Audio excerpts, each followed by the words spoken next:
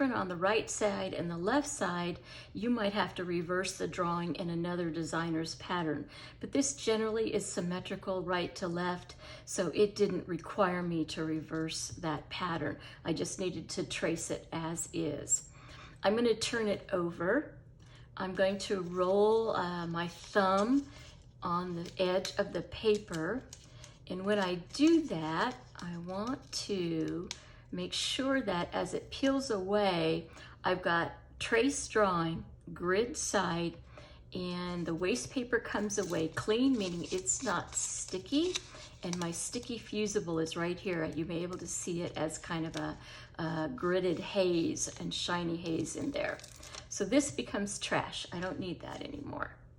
I'm going to take my traced motif. Again, you can slap it right in the middle. I'm going to put it fairly close to the edge because you never know. I may want to do something with that little scrap or it can become trash. At this point, you're going to pick this particular piece up. You're going to go to your iron on a cotton setting and you're going to dry iron that for 5 to 7 seconds and then we're going to cut it out. So one more time, remember the first line I draw is the last line I cut. So you'll see me disappear for a few seconds and iron this, and then I'll come back. And again, dry iron is what you want to use when there's parchment paper involved. That's a dry iron, not a dampened iron, not a steam iron. So I've ironed that in place, and now I can cut. So try to hold your scissors perpendicular to the flat edge, which is this. If you turn them sideways, you end up getting a bevel cut. That's not always a problem, but in wool applique, it can cause you some problems. So try to keep these straight as you cut. And if you've done any long-term cutting of small things, what you're supposed to do actually is move the work and not the scissors. So when I need to reposition, because that's straight, I move the work. And then I cut that out. You can cut exactly on the line.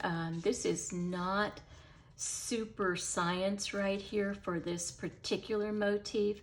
So if I'm into the line, exactly on the line, slightly on the right side of the line, you know, if I'm on the right side of the line, my anchor is going to be a little bit bigger than I drew it.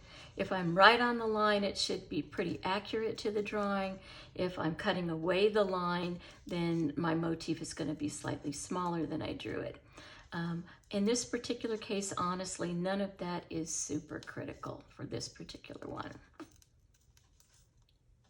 Go slow around this circular part. You know, some of you are going to be okay if it's slightly lopsided. Others of you are going to fret a little bit if it's not perfect. You may want to redraw it a little bit before you cut it so that if you need it to be a perfect circle up there, you've done that. And again, we're trying to move the work and not the scissors as you cut around.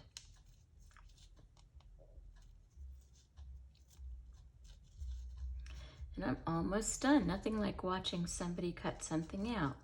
But I hope that was instructive. You know, where do I cut? How do I cut? How do I make it easy?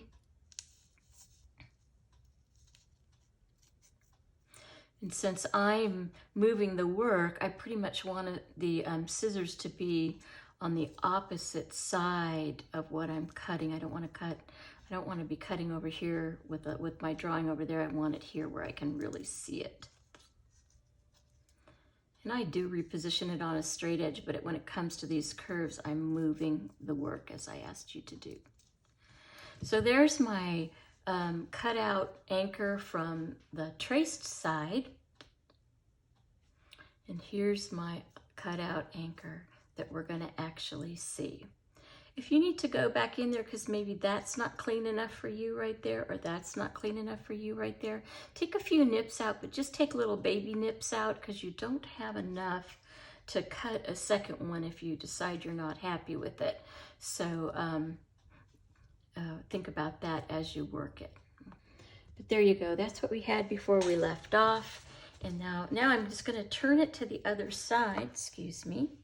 And if you've ironed it hard enough with the dry iron, you should be able to, I end up kind of pinching the wool a little bit, and with the one thumbnail and the fusible with the other.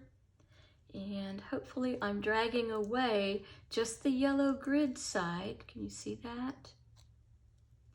And I know there's no stickum on here because when I go like this, all I feel is kind of slippery paper.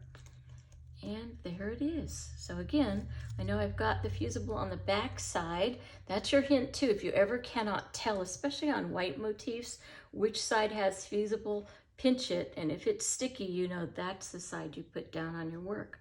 And then I'm going to take my my anchor that I have traced, or I have pressed with a dry iron, cut out, traced, then cut out. I'm going to lay that right here. Okay. So to me, I like the scale, meaning the size of this one, a little bit better. And again, personal preference. You can move it around. Do try to stay at least 1/4 inch away from any edge that we're going to finish with our blanket stitch in the end.